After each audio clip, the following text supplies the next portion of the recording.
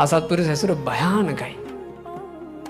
අසත්පුරුෂයන් නිසා එකම එක අසත්පුරුෂකට පුළුවන් පිංගුතුනි, එකම එක අසත්පුරුෂ ඇසුරකට පුළුවන් හදාගෙන ආපු ලස්සන ජීවිතයක් සැනකින් අසන්ට.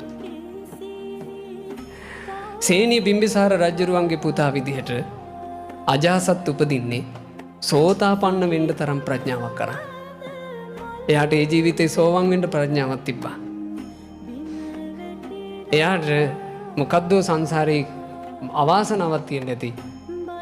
අච්චර රහතුන් මැද හිත ගියේම දේවදත්තටනේ. අච්චර රහතුන් මැද සැරියුත් මුගලන් මහා කස්සප ආදී රහතන් වහන්සේලාගේ මැද සෙට්ටුනේම දේවදත්නේ. අර උපදවගත්ත ඔක්කොම ටික ඉවරයිනේ. සංසාරේ කොච්චර කල් යන්න ඇද්ද සෝවාන් වෙන්න පිනක් උපදින්න. ඒ උපදවගත්ත පින නැසෙන්න ගියේ පොඩි අවුරුදු කීපයක් නේ. චුට්ටෙන් නැසුණා.